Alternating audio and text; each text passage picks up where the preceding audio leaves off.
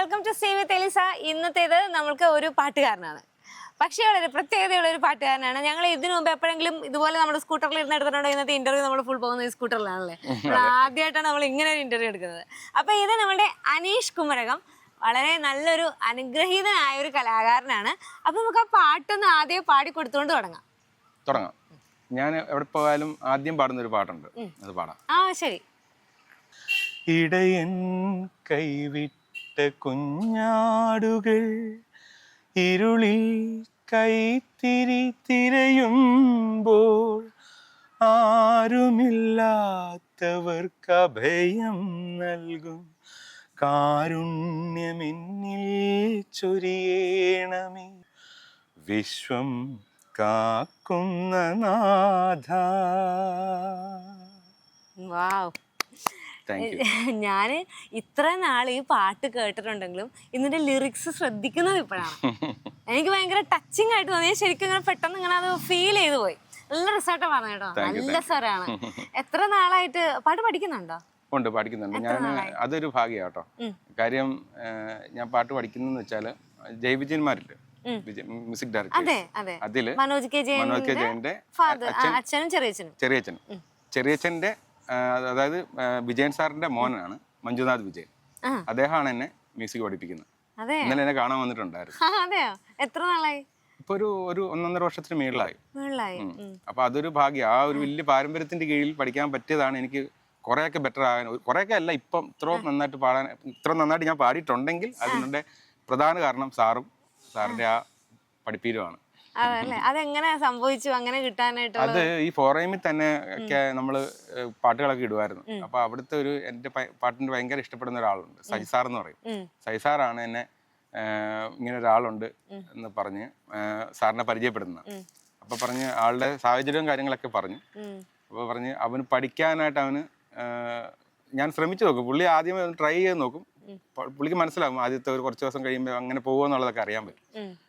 അപ്പൊ ഇതുവരെ ഒരു കുഴപ്പമില്ലാതെ 1.5 വർഷം വരെ പോയി, കുഴപ്പമില്ലാതെ പോകുന്നു. വളരെ നന്നായിട്ട് തന്നെ പഠിപ്പിക്കുന്നുണ്ട്. ആ ഒരു ഇതാണ് എന്റെ മാറ്റമാണ് ഇപ്പൊ എന്നിൽ കാണുന്നത്. ഭയങ്കര കോൺഫിഡന്റ് ആയിട്ട് പാടാൻ പറ്റുന്നത് സാറിന്റെ ആ ഒരു കീഴിൽ പഠിക്കാൻ തുടങ്ങിയതുകൊണ്ടാണല്ലേ.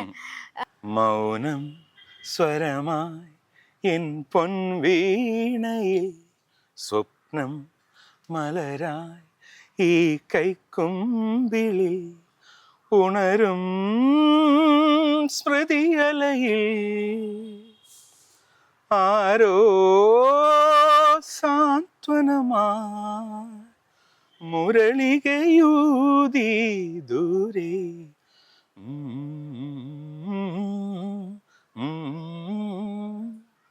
മൗനം സ്വരമായി എൻ പൊൻവീണയിൽ സ്വപ്നം മലരായി ഈ കൈക്കുമ്പിളിൽ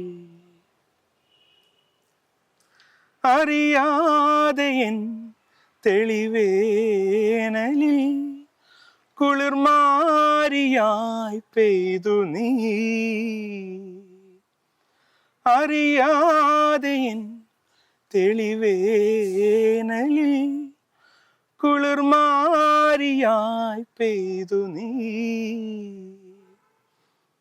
നീരവരാവിൽ ശ്രുതി ചേർന്നുവെങ്കിൽ മൃദുരവമായി നിൻ ലയമഞ്ജരി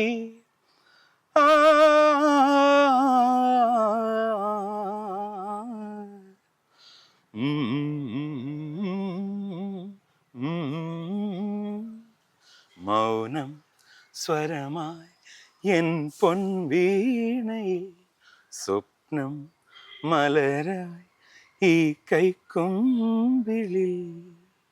ഓരോ പാട്ടും അതിഗംഭീരം. അനീഷ് എന്താ ചെയ്യണേ? ജോലി എന്തെങ്കിലും? എനിക്ക് നേരത്തെ ലോട്ടറി ഏജൻസി ആയിരുന്നു. അപ്പം ഞാൻ അന്നേരം എനിക്ക് ഈ പൊടിയുടെ പ്രശ്നമുണ്ട്, ഭയങ്കരമായിട്ട് തുമ്മലും കാര്യങ്ങളൊക്കെ വരുന്നുണ്ട്. അപ്പം അതുകൊണ്ട് എനിക്ക് പറ്റാത്തതുകൊണ്ട് ഞാൻ സ്റ്റോപ്പ് ചെയ്തു. ഇപ്പം ഫുൾ ടൈം പാട്ടുകാരനാകണം എന്ന് തന്നെ ഉള്ളൊരു ലക്ഷ്യമാണ്. പ്രോഗ്രാംസിന് ഇടയ്ക്ക് പോകാറുണ്ട്. പിന്നെ ഞങ്ങൾക്ക് തന്നെ ഒരു ഭിന്നശേഷിക്കാരുടെ 2 ട്രൂപ്പിൽ ഞാനിപ്പം പാർട്ടിസിപ്പേറ്റ് ചെയ്യുന്നുണ്ട്. ഒന്ന് സ്വസ്തി മ്യൂസിക് ബാൻഡ് എന്ന് പറയുന്നത്, പിന്നെ ഇപ്പം പുതിയതായിട്ട് തുടങ്ങിയ സഹൃദയ മെലഡീസ് എന്ന് പറയുന്ന 2 ട്രൂപ്പിലും ഇപ്പം പാർട്ടിസിപ്പേറ്റ് ചെയ്യുന്നുണ്ട്. അപ്പോൾ അതിൻ്റെ പ്രോഗ്രാംസ് ഒക്കെ ഇപ്പോൾ ആയി വരുന്നേ ഉള്ളൂ. ഒരെണ്ണത്തിൻ്റെ ഉദ്ഘാടന പരിപാടി കഴിഞ്ഞു, മറ്റേതിൻ്റെ ഒരു 7-8 സ്റ്റേജുകൾ കഴിഞ്ഞു. നേരത്തെ അതായത് നമ്മൾ സ്കൂട്ടറിലിരുന്ന് എടുക്കുന്നതിന്റെ കാരണം കാലിനാണ് ബുദ്ധിമുട്ടല്ലേ? അതെ, എനിക്ക് ജനിച്ചൊരു 3 മാസം കഴിഞ്ഞപ്പോൾ പോളിയോ വന്നാണ്. അങ്ങനെ തീരെ മൊത്തം തളർന്നു പോയ ഒരവസ്ഥയായിരുന്നു. അങ്ങനെ ആയുർവേദവും അലോപ്പതിയും അങ്ങനെ എല്ലാ മരുന്നുകളും ചെയ്ത ഒരു ശരീരമാണ്. അപ്പൊ അങ്ങനെയാണ് ഈ ഒരു അവസ്ഥയിലേക്ക് എത്തിയത്. ആ ചെറിയ പ്രായത്തിലൊക്കെ അനീഷിന് തോന്നിയിട്ടുണ്ട് എനിക്ക് മറ്റുള്ളവരെ പോലെ ഒന്നും ചെയ്യാൻ പറ്റില്ല, അല്ലെങ്കിൽ ഞാൻ അങ്ങനെ എന്തെങ്കിലുമൊക്കെ ഫീൽ ഉണ്ടായിരുന്നോ? അല്ലെങ്കിൽ കോൺഫിഡൻസ് ഉള്ള ഒരാളായിരുന്നു? എങ്ങനെ അതിനെയൊക്കെ ഓവർകം ചെയ്തു? കുഞ്ഞായതുകൊണ്ട് എനിക്ക് ഇതിനെ കുറിച്ച് വലിയൊരു ഐഡിയ ഇല്ലായിരുന്നു. പിന്നെ ചില കാര്യങ്ങൾ വരുമ്പം എനിക്ക് ബുദ്ധിമുട്ട് തോന്നിയിരുന്നു. കാര്യം ഇവിടുത്തെ അമ്പലത്തിൽ അല്ലെങ്കിൽ പള്ളിയിലെ പ്രോഗ്രാംസ് ഒക്കെ വരാൻ നേരത്ത് കൂട്ടുകാർ അത്രയും സമയം കൂടെ ഇരിക്കുന്നവരൊക്കെ പെട്ടെന്ന് ആ പരിപാടിയൊക്കെ കാണാൻ പോകുമ്പോൾ പോകാൻ പറ്റുന്നില്ലോ എന്നുള്ള അപ്പം എനിക്കൊരു അയ്യോ മേലാഴിക്കാരൻ എന്നുള്ളൊരു തോന്നൽ വരും. പിന്നെ ക്രിക്കറ്റ് എനിക്ക് ഭയങ്കര ഇഷ്ടമുള്ളൊരു കളിയാണ്. അപ്പൊ കുഞ്ഞിലെയൊക്കെ ഞാൻ കളിക്കുമായിരുന്നു, ഇങ്ങനെ വടിയെ കുത്തി നിന്നിട്ട് കളിക്കുമായിരുന്നു. അപ്പൊ ഭയങ്കര ഇഷ്ടമാണ്. അപ്പൊ അത് കളിക്കാൻ അത് പറ്റുന്നില്ല എന്നുള്ള ഒരു ബുദ്ധിമുട്ടൊക്കെ ഉണ്ടായിരുന്നു. അങ്ങനെ കുറച്ച് കാര്യങ്ങളൊക്കെ വലുതായി വന്നപ്പോഴാണ് ഇതിന്റെ ബുദ്ധിമുട്ട്. അന്നൊന്നും എനിക്ക് വലിയ, പിന്നെ ഒരു ഈ കുഞ്ഞിലിങ്ങനെ നമ്മള് വണ്ടി ഓടിച്ച് കളിക്കത്തില്ലേ, അത് ഈ പിള്ളേരെല്ലാരും ഇങ്ങനെ ഓടിച്ചോണ്ട് പോയി. ഞാനും അത് ആഗ്രഹിച്ചുണ്ടാക്കി കഴിഞ്ഞപ്പോഴാണ് ഇത് ഓടിക്കാൻ പറ്റുന്നില്ല എന്നുള്ള ഒരു ബോധം എനിക്ക് അപ്പോഴാണ് വന്നത്. എനിക്കത് ഭയങ്കര വിഷമായി പോയി അന്ന്. തിരിച്ചറിവ് വന്നത് ഇത് ഓടിക്കാനായിട്ട് നിന്നപ്പം അത് പറ്റുന്നില്ല എന്നുള്ളത്. അങ്ങനെ കുറച്ച് വിഷമങ്ങളൊക്കെ ഉണ്ടായിരുന്നു. പക്ഷെ ഇപ്പൊ അതെല്ലാം മാറി. നമ്മൾ ഈ ഒരു സംഗീതത്തെ സ്നേഹിച്ചു തുടങ്ങിയപ്പോഴേക്കും ഭയങ്കര ഹാപ്പി അല്ലേ? സർവ്വം സംഗീതം, സന്തോഷാണ്. അത്രേ ഉള്ളൂ. അതുള്ളതുകൊണ്ടാണ് ഇപ്പോഴും ജീവിച്ചിരിക്കുന്നത് തന്നെയാണ് പറയാം. ഇളയ നില ഒഴുകിരതേ இதயம் வரை நனகிறதே உலா போகும் மேகம் கனா காணுமே விழா காணுமே வானமே இளைய நிலா பொழிகிறதே இதயம் வரை நனகிறதே வரும் வழியில் பனிமழையில் பருவநிலா தினம் நனையும் முகிலெடுத்து முகம் துடைத்து விடியும் வரை நடை பழகும். வரும் வழியில் பனிமழையில் பருவநிலா தினம் நனையும் முகிலெடுத்து முகம் துடைத்து விடியும் வரை நடை பழகும். வானவீதியில் மேக ஊர்வலம் காணும் போதிலே ஆறுதல் தரும் பருவமகள் விழிகளிலே கனவு வரும். இளைய நிலா பொழிகிறதே உலா போகும் மேகம் கனா காணுமே விழா காணுமே வானமே இளைய நிலா பொழிகிறதே இதயம் வரை നനഹിരതേ. അനീഷ് ആദ്യമായിട്ട് സ്റ്റേജിൽ പാടിയത് എപ്പോഴാ? സ്റ്റേജിൽ പാടിയത് അങ്ങനെ ഓർക്കണില്ലേ? സ്റ്റേജിൽ പാടിയത് സ്റ്റേജിലല്ല ശരിക്കും പാടിയത്, ക്ലാസ്സില്. 10ാം ക്ലാസ്സിൽ പഠിക്കുമ്പോൾ ഒരു പോയം ടീച്ചർ പറഞ്ഞ്, അത് ഞാൻ അവിടെ വെറുതെ ഇരുന്ന് പാടുമ്പോൾ എൻ്റെ കൂട്ടുകാരന്മാർ പറഞ്ഞു കൊടുത്ത് അനീഷ് ഇങ്ങനെ പാടുന്നു. അപ്പൊ ഈ കഷ്ടകാലത്ത് കാര്യം ഞാൻ അത് ഒഴിവാക്കാൻ നോക്കിയതാ, എനിക്ക് ചമ്മലായിരുന്നു. അപ്പൊ ടീച്ചർ പറഞ്ഞത് പാടാൻ പറഞ്ഞപ്പം വേറെ മാർഗ്ഗമില്ലാതെ പാടി. അന്ന് തുടങ്ങിയ ഒരു പ്രയാണമാണ്. അന്ന് അങ്ങനെ പിള്ളേർ പറഞ്ഞതുകൊണ്ടാണ് തുടങ്ങി. അല്ല, നേരത്തെ ഉണ്ടായിരുന്നു, പക്ഷെ ഞാൻ പാടുമെന്നുള്ളത് എനിക്ക് തിരിച്ചറിയുന്നത് അവിടെ വെച്ചാണ്. എനിക്ക് ഈ റേഡിയോയിലെ പാട്ടുകളൊക്കെ ഭയങ്കരമായിട്ട് കുഞ്ഞിനെ കേൾക്കുമായിരുന്നു. പാടുമെന്നുള്ളൊരു തോന്നൽ വന്നത് ആ ഒരു സംഭവത്തിന് ശേഷമാണ്. അന്ന് അങ്ങനെ പദ്യം കവിത പാടി, പദ്യം ചൊല്ലി അല്ലേ? അത് അങ്ങനെയാണ് തുടങ്ങിയത്. അങ്ങനെ തുടങ്ങി, അത് ഇവിടം വരെ എത്തി നിൽക്കും. പിന്നെ നമ്മളിപ്പം സ്റ്റേജ് പ്രോഗ്രാമിനൊക്കെ ഓരോരുത്തർ വിളിക്കുമല്ലോ, അന്നേരം നമുക്ക് അവരുടെ അടുത്ത് റെമ്യൂണറേഷൻ കിട്ടാറുണ്ടോ? ഉണ്ട്. ഉണ്ട്. അപ്പൊ അതുകൊണ്ട് മുന്നോട്ട് ജീവിച്ചു പോകാൻ പറ്റും. പക്ഷെ അത് നമുക്ക് പ്രോഗ്രാംസ് ആ രീതിയിൽ വരണം അല്ലേ? അപ്പം ഇപ്പം വന്നിരിക്കുന്നതൊക്കെ നമുക്ക് നല്ല പ്രതീക്ഷയുള്ളതാണ്. സഹൃദയ അങ്കമാലി അതിരൂപതയുടെ കീഴിലുള്ള ഒരു ട്രൂപ്പാണ്. അപ്പൊ നല്ല പ്രതീക്ഷയുണ്ട് ഞങ്ങൾക്ക്. എല്ലാവരും ഞങ്ങളെപ്പോലെ തന്നെ ഭിന്നശേഷിക്കാരായിട്ടുള്ള ആളുകളാണ്. വർക്ക് നിങ്ങൾക്ക് കൂടുതൽ പ്രോഗ്രാംസ് കിട്ടിയാൽ അത് നിങ്ങളെ പോലുള്ളവർക്ക് വളരെ സപ്പോർട്ടായിരിക്കും അല്ലെ? സപ്പോർട്ടായിരിക്കും അല്ലെ? എത്ര കലാകാരന്മാരുണ്ട് അതിനകത്ത്? അവിടെ 6-7 പേരോളം ഉണ്ട്. മിമിക്രി, അപ്പൊ അതൊരു ഗാനമേളയല്ല, മെഗാ ഷോ പോലെ തന്നെയാണ്. മിമിക്രി ആർട്ടിസ്റ്റ് ഉണ്ട്, മാജിക് ഉണ്ട്, പിന്നെ പാട്ടുകാരുണ്ട്. ഇടയ്ക്ക് ഈ വയ്യാത്ത തന്നെ കുട്ടികളുടെ ഡാൻസും വെക്കാറുണ്ട്. അപ്പൊ ഇതുപോലെ ഇങ്ങനെ ഒരു സംഭവം ഉണ്ട് കേട്ടോ. നിങ്ങൾ കാണുന്നവരൊക്കെ ആ ഒരു ഇവരുടെ ഒരു ട്രൂപ്പിനൊക്കെ ഒരു പ്രോഗ്രാം ഒക്കെ കൊടുക്കുവാണെങ്കിൽ അത് ഭയങ്കര ഒരു ഇവിടെ തന്നെ സ്വസ്തി മ്യൂസിക് ബാൻഡ് എന്ന് പറഞ്ഞ നമ്മുടെ ഒരു ട്രൂപ്പും കൂടെ ഉണ്ട്. അതും ഞങ്ങളെ പോലെ തന്നെ. അത് എന്റെ മെഗാ ഷോ അല്ല, ഗാനമേള തന്നെയാണ്. 2 ട്രൂപ്പുകൾ. പിന്നെ ഏറ്റവും ഇഷ്ടപ്പെട്ട ഗായകൻ SPB ആണോ? SPB രണ്ടുപേരും, ദാസേട്ടനും SPB രണ്ടുപേരുണ്ട്. രണ്ടുപേരെ അങ്ങോട്ടും ഇങ്ങോട്ടും താഴത്തില്ല. അത്ര ഇഷ്ടമാണ്. SPB സാറിന്റെ സ്വഭാവമാണ് ഞാൻ ആദ്യമേ എനിക്ക് ഇഷ്ടപ്പെട്ട് തുടങ്ങിയത്. പിന്നെ അദ്ദേഹത്തിന്റെ ആ ഒരു ആളുകളോടുള്ള പെരുമാറ്റമൊക്കെ ഭയങ്കര ഇഷ്ടമാണ്. ഫാനാണ്. നമുക്ക് ഇനി ഏത് പാട്ട് പാടാം? ഇനിയിപ്പോ ഞാൻ സ്വന്തമായിട്ട് എഴുതി, ഞാൻ 2 ആൽബങ്ങൾ ചെയ്തിട്ടുണ്ട്. ഒന്ന് എഴുതി ട്യൂൺ ചെയ്ത് നമ്മുടെ വിധുപ്രതാപ് പാടിയ ഒരു പാട്ടുണ്ട്. രണ്ടാമത്തത് ഞാൻ തന്നെ എഴുതി, ഞാൻ തന്നെ ട്യൂൺ ചെയ്ത്, ഞാൻ തന്നെ പാടിയ ഒരു പാട്ട് കൂടെ. രണ്ടും പ്രിയപ്പെട്ടതാണ്. അപ്പം മറ്റേത് ആദ്യം വിധുപ്രതാപ് പാടിയ പാട്ട് പാടാം. അത് ഇച്ചിരി മെലഡി ആയിട്ടുള്ളതാണ്. ഒടുവിൽ ഞാൻ വന്നു നീ നട്ട പൂമരത്തണലിൻ്റെ ചോട്ടിൽ. ഒടുവിൽ ഞാൻ വന്നു നീ നട്ട പൂമരത്തണലിൻ്റെ ചോട്ടിൽ. നീ വരുവാൻ കാത്തിരുന്നു, നീ വരുവാൻ കാത്തിരുന്നു.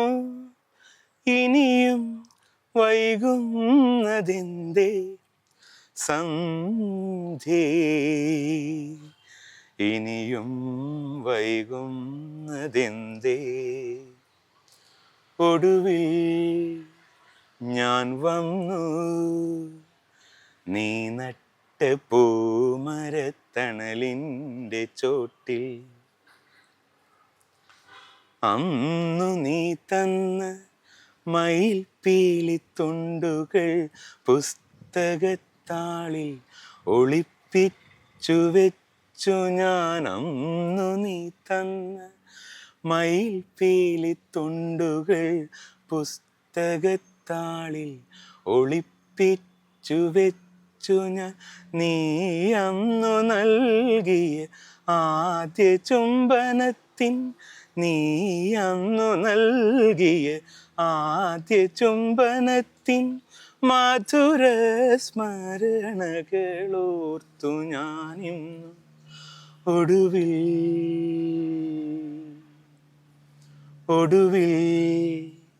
ഞാൻ വന്നു നീ നട്ട പൂമരത്തണലിൻ്റെ ചോട്ടിൽ. നീ വരുവാൻ കാത്തിരുന്നു, നീ വരുവാൻ കാത്തിരുന്നു. ഇനിയും വൈകുന്നതെന്തേ സന്ധ്യേ,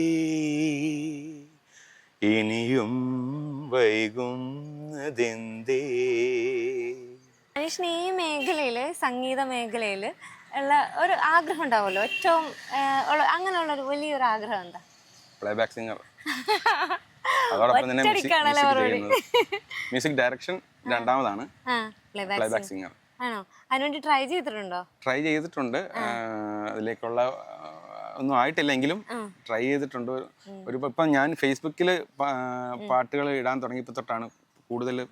ഞാൻ ഒരു 7 കൊല്ലം മുമ്പ് ഫ്ലവേഴ്സിൽ 2 പ്രാവശ്യം വന്നാണ് കോമഡി ഉത്സവത്തിൽ.